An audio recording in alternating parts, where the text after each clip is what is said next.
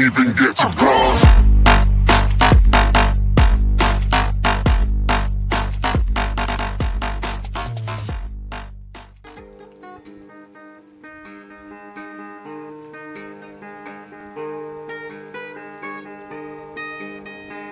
Uyana uma, uyana uma, ngatu empat bagade. Assalamualaikum warahmatullahi wabarakatuh. Selamat datang di channel AGC. Dan sekarang kita akan ngobrol santai bersama salah satu public figure, ya bisa dibilang public figure sih untuk masyarakat Empat Lawang yang lumayan masyarakat luas yang sudah bisa mengenal beliau. Dan alhamdulillah hari ini beliau bisa meluangkan waktu untuk kita tim AGC dan seluruh subscriber AGC untuk menyaksikan atau menonton. Bisa dibilang ini tuh salah satu bisa menjadi motivasi untuk kalian semua. Kita akan bertanya tentang beliau dan mungkin kalian sudah penasaran siapa yang beliau yang kami maksud. Kita panggil saja namanya dengan nama panggung, yaitu Kak Sar. Ini dia Kak Sar. Assalamualaikum Kak. Waalaikumsalam warahmatullahi wabarakatuh. Terima kasih atas waktu dan kesempatan hari ini sudah meluangkan waktu untuk kami. Mungkin dengan kesibukan kakak sebagai salah satu staf dari jajaran pemerintahan Kabupaten Empat Lawang, sangat apresiasi banget dengan kami kaum milenial yang membuat satu konten YouTube untuk bercerita santai kepada gitu.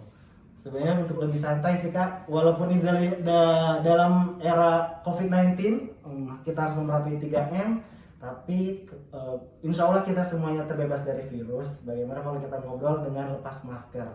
Karena obrolan ini mungkin tidak semenit 2 menit, tapi mungkin 30 menit sampai 1 jam. Ya Kak, bersedia? Ya, bersedia. Oke. Gimana sih Kak? Sebagai kaum milenial nih, banyak sekali dari Kabupaten Empat Lawang ini orang yang pengen mencapai titik sukses Kak Sar sampai titik ini tuh gimana sih periode berjuangnya kakak sampai titik ini tuh gimana sih Kak awalnya? Ya, sebenarnya kalau kita bicara bagaimana bisa saya menjadi salah satu ASN ini sebenarnya sangat panjang. Dari duduk di bangku SD, saya tinggal bersama Ayu bapak saya di Desa Lingge, tepatnya di SD Muhammadiyah Lingge. Dari kelas 1 sampai kelas 4 SD, saya tinggal bersama kakak bapak saya dari kelas 1 SD sampai kelas 4. Ternyata uak saya pindah ke Kabupaten Lahad. Dulu Empat Lawang ini termasuk bagian daripada Lahad. Menginjak kelas 5 SD, saya pindah ke Lahad di SD Negeri 47 Pernas, Kelurahan Bandar Jaya Lahad.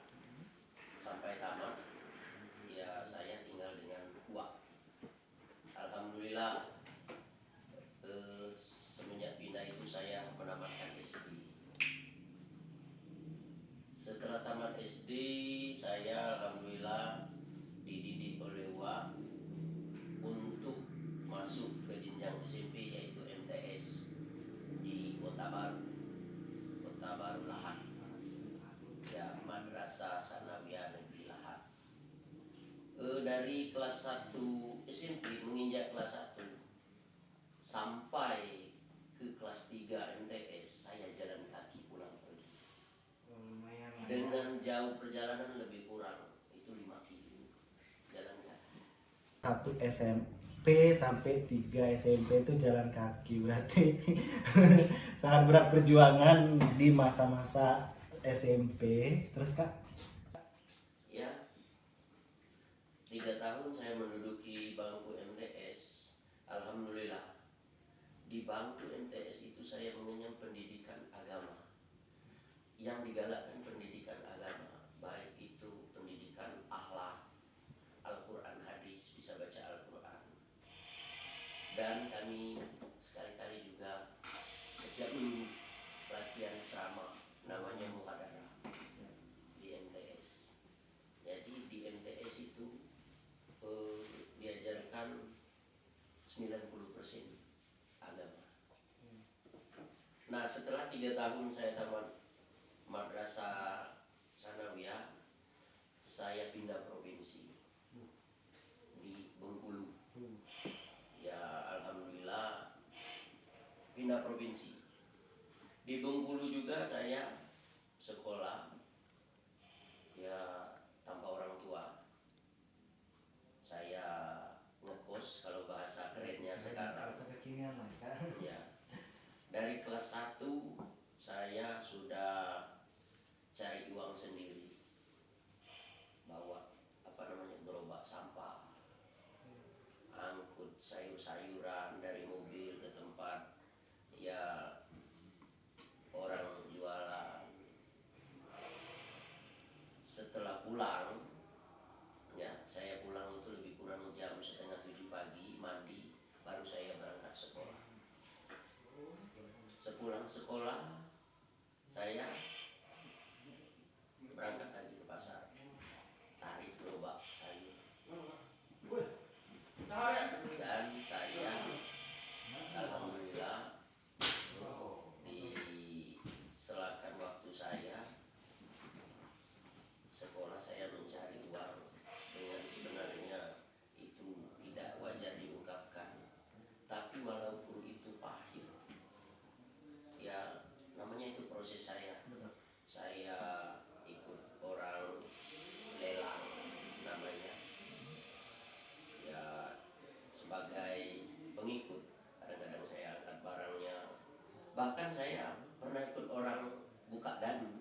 Oke, siap. Yang itu dilarang, tapi gimana? Ya, pada saat itu saya membutuhkan, nah, dengan proses segala macam dari sumur, seharusnya bukan pekerjaan seorang pelajar yang seperti itu, tapi walaupun berat kita lakukan demi untuk kelancaran sekolah. Dan saya juga berterima kasih kepada orang tua saya, bapak saya, ibu saya. Mereka kan bukan tidak mau, Betul. tapi karena keadaan lah yang membuat mereka tidak bisa membimbing kita di pangkuannya, di dekatnya.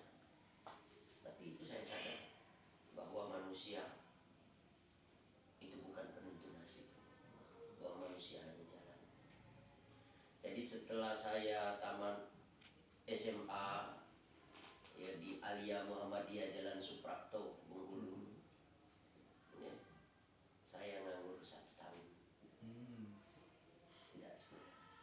Jadi berarti ada sempat jeda 1 tahun Untuk bermain kemana-mana. Saya nggak bisa menyampaikan, tapi begitu pahitnya. Tahun 2005 saya sempat menjadi kenek. Wow.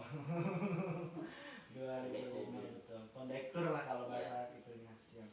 Dengan tubuh yang kecil alhamdulillah, saya turun naik kendaraan cari penumpang, ya, dengan kondisi apa adanya saya berpindah lagi.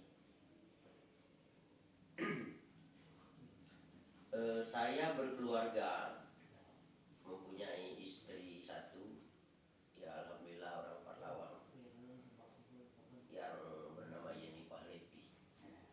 Walaupun dengan susah, belum ada senang, dengan susah payah, kadang penghasilan tidak menentu,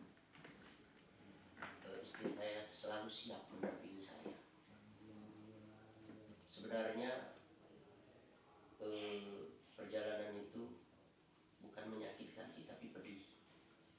Kadang-kadang termasuk baju pun kering dipakai. Iya, cuma 2 baju. Celana pun kadang-kadang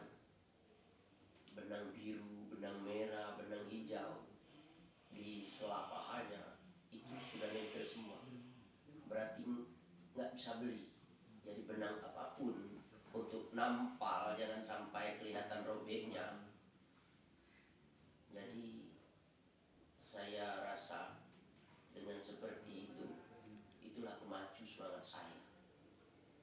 Dan kita tidak putus semangat, tidak ya membuat orang tersinggung mungkin dengan kita, membuat orang kecewa dengan kita. Nah, pada tahun 2003 ada kakak saya yang bernama Indra Esagi. Waktu itu dia kuliah di IAIN Palembang. IAIN Palembang. Lalu dia telepon saya, "Sar, kamu kerjanya apa sekarang?" Saya bilang nggak ada kerja. Lantas dia perintahkan saya untuk datang ke Lahar. Nah, sekarang apa yang bisa kamu kerjakan? Apapun kerjaan diberikan dengan saya, insya Allah saya bisa. Saya diajak waktu itu kerja di salah satu perusahaan di Lahar, Kraser, Pecah Batu, yang sekarang itu punyanya Aswari.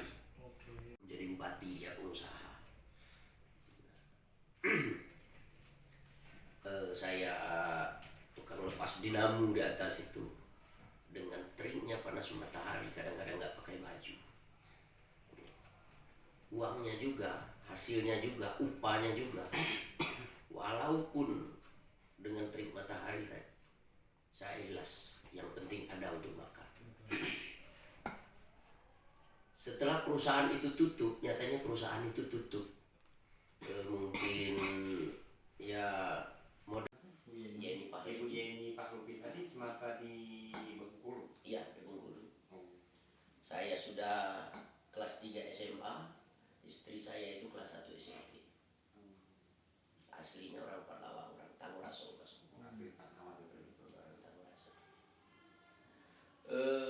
Setelah saya kehilangan pekerjaan dengan perusahaan tadi mungkin tutup, karena nggak tahu saya penyebabnya, saya ngambil kesimpulan, cari siapa yang punya becak. Becak yang roda 3. Akhirnya saya jadi pengemudi becak. Walaupun dengan keadaan alhamdulillah, mungkin kalau standarnya becak saya nggak bisa supir becak karena tinggi. Nah, dengan becaknya saya modif, bangkunya diturunkan, mungkin rantainya dibesarkan, alhamdulillah saya jadi supir becak. Saya tidak malu, karena itu bagian daripada pekerjaan, penghasilan untuk menghidupkan anak dan istri. Daripada saya merampok, merugikan orang lain, daripada saya mencuri, nanti ditangkap yang berwajib, lebih baik saya becak. Saya lebih kurang becak itu hampir 1 tahun. Hampir 1 tahun bawa becak. Alhamdulillah dengan penghasilan becak cukup untuk makan. Dan saya pernah makan mie instan itu 1 bungkus, dan saya ambil kangkung di Siring. Kalau di Lahar itu namanya ayakul. Selain dia sebagai PNS, ternyata dia juga sosok bisa dibilang sebagai pemimpin di salah satu, bukan pemimpin sih, ketua ya kayak. Iya. Lebih tepatnya ketua dari Ormas Laskar Merah Putih. Kak, untuk di Laskar Merah Putih ini kakak sudah menjabat berapa tahun sih kak? Lebih kurang 4 tahun. Boleh nggak sih kak agak dijelaskan sedikit tentang apa sih Laskar Merah Putih ini? Mungkin banyak orang yang belum tahu, khususnya daerah kita. Ya. Gimana? Ya, saya tertarik menjadi salah satu ketua Kabupaten Ormas Laskar Merah Putih ini dikarenakan Laskar Merah Putih ini isinya penyelamatan dan tentunya berjiwa sosial. Jadi saya lihat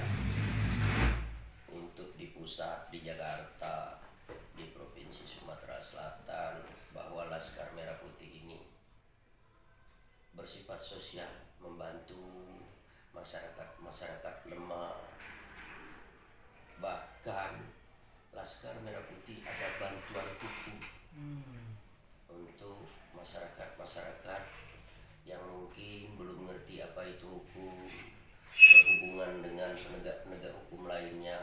Bahkan Laskar Merah Putih, saya lupa tahunnya, penyelamatan salah seorang ya perempuan di Malaysia yang katanya dulu ada salah satu kekeliruan mungkin orang luar, jadi diselamatkan oleh ormas ini untuk kembali ke Indonesia dengan pembiayaan, dengan segala pun, walaupun hujatan dari mungkin ya orang-orang yang tidak bertanggung jawab lah, tidak bisa kita sebutkan siapa dan apa. Makanya saya tertarik dengan ormas ini. Sepanjang saya menjadi ketua ormas ini, saya juga tidak secara terbuka memberikan ya semacam mungkin bantuan. Jadi sombong juga nih. Gak apa-apa sih Kak, sebenarnya itu bukan sombong sih, maksudnya salah satu visi dan misi dari si Laskar Merah Putih ini kan jadi kita bisa tahu kan. Ya. Dan saya dikarenakan khususnya desa saya, Desa Lingge, untuk sunatan itu kan biasanya di puskesmas, di rumah sakit itu kan ada biayanya. Dikarenakan mereka tidak ada biayanya, saya kumpulkan untuk disunat pasar, baik makan, beli obat segala macam. Saya kerjasama dengan Pemkab dan dilaksanakan di kecamatan. Saya kerjasama dengan orang-orang kecamatan, puskesmas, dan itu ya alhamdulillah sudah kita lakukan. Dengan betapa sedihnya ada korban kebakaran, korban longsor, yang dengan sekejap waktu mereka mendapatkan musibah seperti itu, kan tidak sempat untuk cari uang, untuk cari apa, untuk kelangsungan hidupnya. Dan alhamdulillah di Kecamatan Penumpu Barat ada beberapa keluarga yang menjadi korban longsor. Alhamdulillah saya punya tanah, ya, kakak punya tanah, saya hibahkan untuk mereka bangun rumah. Lebih kurang 22 kapling dengan ukuran 6,5 meter dan panjang 12 meter. Kapanpun mereka mau buat rumah korban longsor, silakan. Saya sudah siap tanahnya dan sudah saya bagikan. Nah, saya menjabat sebagai ketua Laskar Merah Putih ini gunanya agar Laskar Merah Putih ini tidak jatuh ke tangan orang yang tidak semestinya. Sebenarnya kan saya pegawai negeri. Saya sebagai pegawai negeri, mungkin aturannya saya belum baca, tapi saya rasa karena niat di hati ingin begitu, ya saya ambil, saya ketuanya. Dan ini mungkin kalau ada orang yang tepat untuk menggantikan saya sebagai ketua Laskar Merah Putih ini yang berjalan tidak melanggar aturan, mungkin saya serahkan.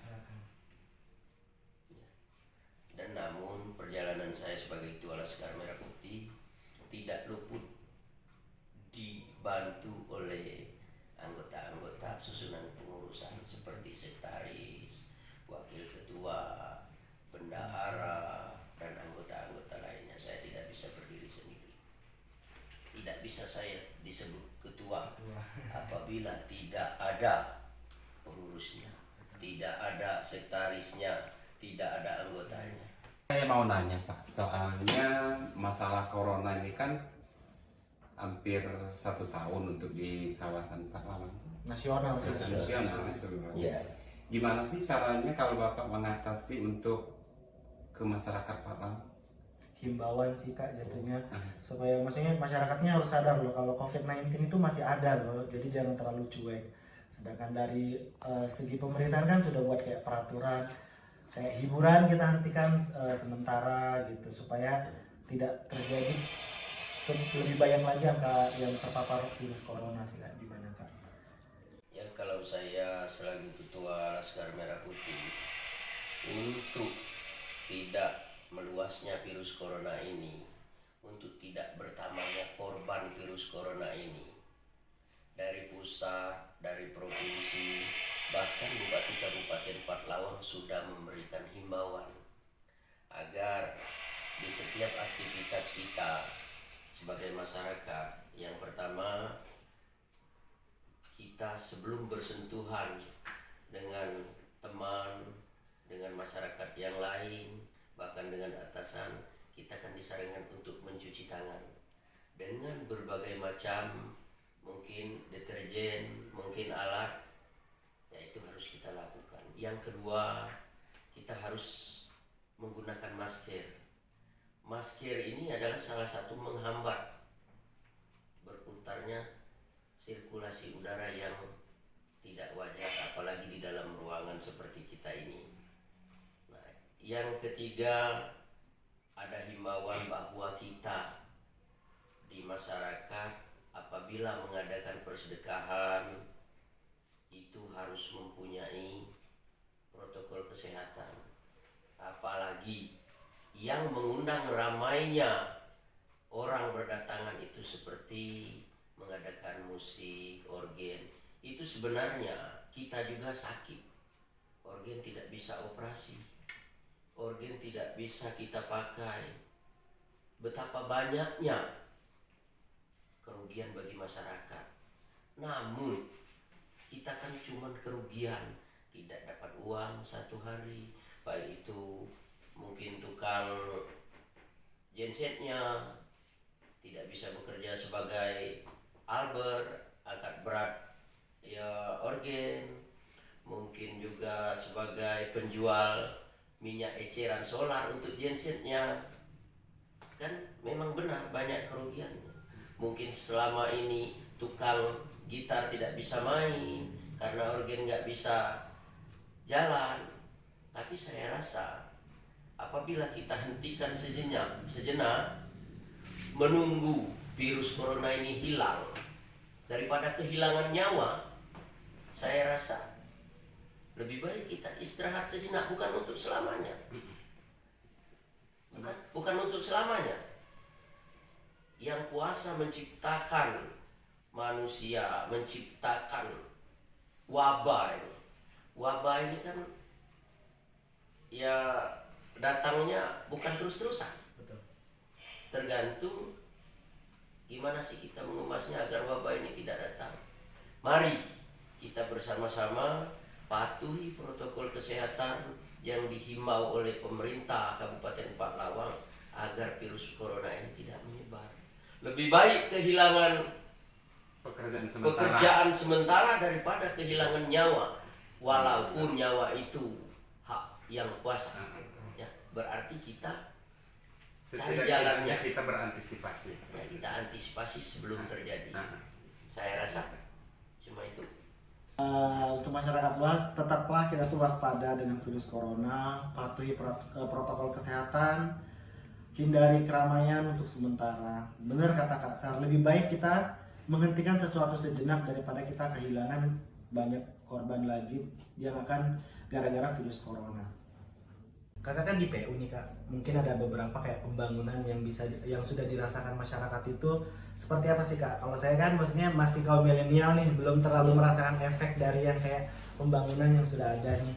Untuk sampai saat ini tuh apa aja sih Kak yang sudah bisa dirasakan masyarakat, sama lokasinya sih lebih tepatnya, supaya masyarakat yang sudah merasakan dan yang belum bisa merasakan itu bisa tahu gitu di daerah mana aja.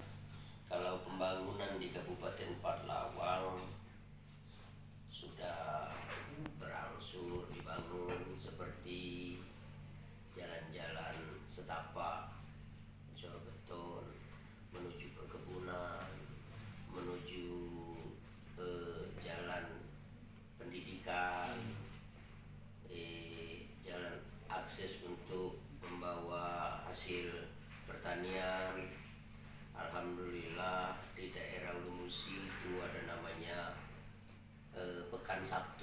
tanggal 1. Itu alhamdulillah dulu yang diidam-idamkan masyarakat Hulu Musi, bahkan di sana juga ada juga masyarakat Kecamatan Penopo dan Penopo Barat. Sekarang dulu yang katanya becek banyak melalui sungai, alhamdulillah sekarang sudah dibangun walaupun belum full.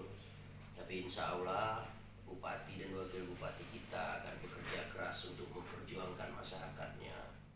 Namun saya izin dengan Pak Bupati, saya menyampaikan bahwa saya pribadi memang benar merasakan waktu saya lihat keluarga saya ternyata jalannya sudah bagus, alhamdulillah. Dan masjid-masjid untuk ibadah, mungkin untuk pendidikan anak-anak sekarang ya sudah merasa nyaman karena masjid-masjidnya sudah bagus. Namun belum bisa semuanya karena ya maklum keuangan juga kan terbatas. Tapi melihat kerja yang sekarang pemerintah Kabupaten Parlawang, saya pribadi sudah merasakan. Contohnya di daerah pelosok, daerah kita Penopo Barat, sudah jadi satu buah masjid dari pondasi sampai ke atapnya, sehingga sudah bisa melaksanakan sholat Jumat, sudah bisa melaksanakan sholat maghrib isya berjamaah. Kalau dulu masjidnya ada yang bocor, jalannya masih tanah, pidiumannya tempat ya pidato itu oleng karena lantainya masih papan. Tapi alhamdulillah sekarang ya di daerah Talang Atas namanya tempat waktu itu Bupati menyampaikan mungkin cerita, mungkin penyampaiannya yang positif di sana, sudah dibangun masjid alhamdulillah. Jadi masyarakat mungkin lebih dari 50% sudah merasakan dengan pembangunan-pembangunan. Dan saya lihat, saya belum tahu katanya dibangun gor di Jalan Poros, alhamdulillah kelihatannya sudah ada kerja-kerjanya. Namun saya di sini bukan sebagai ASN, saya sebagai masyarakat. Karena ASN juga asalnya dari masyarakat. Begitu.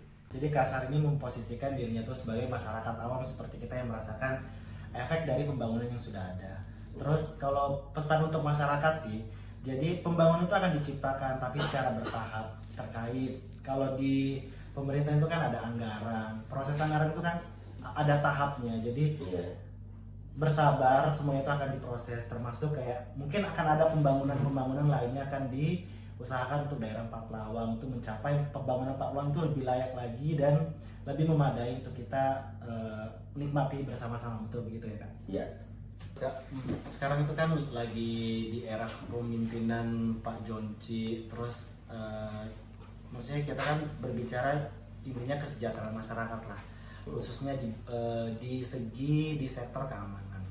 Kalau saya pribadi nih, kalau kita pribadi menanggapnya kalau keamanan sih udah bisa dibilang lebih oke, karena yang kita rasakan lebih nyaman untuk berpergian, misalnya dari satu tempat ke tempat lain tuh tidak ada rasa was-was lagi. Tapi kan kalau menurut kakak nih, kakak kan mobilitasnya kadang-kadang ke Desa Lige ya, maksudnya di sepanjang jalan tuh mungkin kakak merasakan apa yang sudah kakak rasakan tentang keamanan Patlawang untuk saat ini sih Kak? Ya, untuk keamanan Patlawang alhamdulillah pada saat ini ya dibilang aman. Kalau dihitung persennya hampir 80% aman, dikarenakan pemerintah daerah di bawah kepemimpinan Jonci Muhammad dan Julius Maulana dengan adanya Pol PP Desa, kalau disingkatnya Poldes. Jadi ditegakkannya pos-pos di titik-titik rawan, sehingga Pol PP Desa tersebut akan berjaga dimulai dari jam kerja 7.30, mungkin ada yang lebih awal jam 6. Biasanya ada teman-teman kita yang datangnya lebih awal untuk berjaga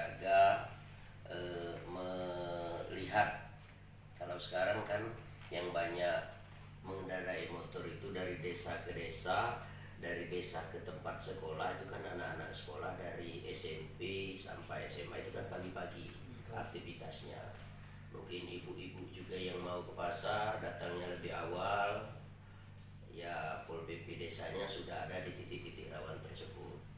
Jadi dari Kecamatan Saling ke Kota Tebing Tinggi, perbatasan Paklawang, dari Desa Sawah sampai ke Tebing Tinggi, dari daerah Ulu Musi itu Desa Simpang Perigi menuju Tebing Tinggi, bahkan di Kecamatan Penopo, Sikap Dalam, Ulu Musi itu kan semuanya sudah didirikan pos-pos untuk berjaganya Pol PP Desa. Nah, Pol PP Desa ini juga direkrut dari orang-orang Paklawang sendiri. Namun masih ada sih kadang-kadang kejadian pada saat mereka lengah, ya itu kan dibilang ada sih satu, bukan benar-benar nggak ada, bukan, itu kan normal. Setiap manusia, setiap insan masih ada juga kekeliruannya. Tapi alhamdulillah keamanan saat ini dengan adanya Pol PP Desa yang bekerja sama dengan pihak kepolisian, ya, bekerja sama dengan pihak kepolisian di masing-masing kecamatan itu ada polsek. Apabila ada kejadian, Pol PP Desa melapor ke polsek dan polsek akan turun. Tapi kalau tidak dilaporkan, bagaimana pihak kepolisian tahu? Betul. Kan gitu. Dan sudah terbukti bahwa kejadian yang melanda Kabupaten Paklawang dari berbagai macam kecamatan, orang-orang pelaku tersebut sudah diamankan. Mungkin sudah divonis hukuman dikarenakan ya perbuatan mereka yang melakukan perampokan, pencurian, itu kan ditangkap, mungkin dipenjara, kerennya untuk dibina dan bukan untuk mematikan. Sebenarnya supaya ada efek jerah sih jadinya. Iya. Karena kalau kita terlalu bebaskan, kalau tidak ada efek jerahnya itu akan terjadi sih. Balik lagi sesuatu dari pihak pemerintah Kabupaten Paklawang sudah berusaha untuk mewujudkan satu daerah yang aman. Tinggal bagaimana kita masyarakat untuk walaupun sudah aman kita harus tetap waspada sih. Gini Pak, sekarang kan lagi ngetrennya di zaman milenial sekarang. Gimana sih tanggapan Bapak terhadap seperti kadang-kadang sih anak-anak muda Paklawang yang menyampaikan bahkan mereka melalui media sosial seperti kayak kita nih bikin-bikin channel YouTube. Gimana sih Bapak menanggapi? Ya, kalau kita menanggapi itu simpel saja. Itu kan mau mengembangkan bakat, selagi itu positif, siapapun boleh, bisa lanjut asalkan tidak bertentangan dengan aturan-aturan undang-undang, bahkan aturan-aturan di dalam agama Islam. Ya, saya rasa semuanya asal positif, mantap, bagus, apalagi untuk membawa nama Paklawang. Jadi kalau menurut Bapak asalkan itu bisa mencontohkan hal yang baik, kalau si Bapak sih menanggapinya sih oke-oke aja kayak gitu. Iya, begitu. Sebutkan satu kata untuk di era jabatannya Bapak Bupati. Ya, harapan saya Junci Muhammad berlanjut untuk memimpin Kabupaten Paklawang. Mantap. Next. Kalau buat Bapak Wakil Bupati Julius Maulana, Alhamdulillah berkat Bupati Kabupaten Paklawang Junci Muhammad didampingi oleh Julius Maulana, pembangunan, keamanan sekarang berkembang dengan pesat. Teruslah bergabung dengan Junci Muhammad dan alhamdulillah Julius yang tepat untuk mendampingi Junci Muhammad. Oke. Itu untuk segi pemerintahannya ya Kak. Iya. Sekarang saya mau bertanya tentang tanggapan Bapak terhadap Ketua DPR Paklawang yaitu Bapak Persi SE. Gimana Pak? Ya, kalau untuk Ketua DPR, alhamdulillah terjadinya keamanan terjadinya pemerintahan yang saat ini sedang membangun itu tidak lepas dari peran anggota DPR, apalagi ketua DPR dan wakil-wakilnya. Oke, siap. Dan yang terakhir, bagaimana tanggapan Bapak terhadap orang-orang sekitar Bapak yang selalu mendampingi Bapak? Seperti orang tua, saudara, istri, dan anak-anak termasuk masyarakat Lingge. Gimana? Ya, alhamdulillah saya sampai di sini sebagai seorang ASN itu tidak lepas dari doa kedua orang tua saya, keluarga saya, dan yang menopang kehidupan saya yaitu istri saya beserta anak-anak dan masyarakat Lingge lah yang sampai membawa saya seperti ini. Karena tanpa masyarakat Lingge, orang tua, istri dan anak-anak saya beserta keluarga, saya tidak mungkin seperti ini. Siap. Karena doa mereka yang dikabulkan oleh Allah Subhanahu wa taala. Amin. Terakhir dong Pak, kasih pesan terhadap masyarakat dan subscriber AGC Channel untuk kedepannya bagaimana untuk lebih baik dong Pak. Tolong subscriber untuk AGC Channel karena inilah anak-anak muda yang berkreasi dan yang mempunyai kemauan yang tinggi untuk menciptakan muda-mudi Empat Lawang yang berjaya di area Empat Lawang Madani dan seterusnya. Terima kasih atas waktunya Kak Sar. Mungkin kedepannya kita akan atur jadwal untuk ngobrol-ngobrol kembali. Mungkin nanti bisa disampaikan dengan sosok beberapa orang-orang yang support Kak Sar. Terima kasih untuk semuanya sudah menonton. Jangan lupa like, comment, and subscribe AGC Channel. Thank you. Ya. Jangan lupa untuk masyarakat Kabupaten Empat Lawang dan sekitarnya subscribe, like channel, and share AGC Channel.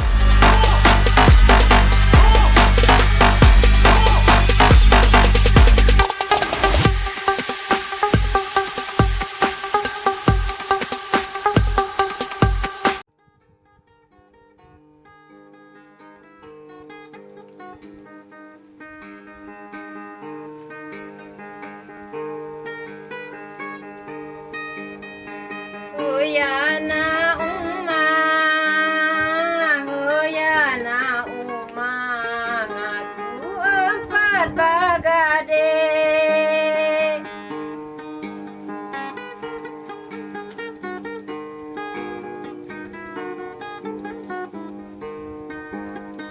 Jaat sakar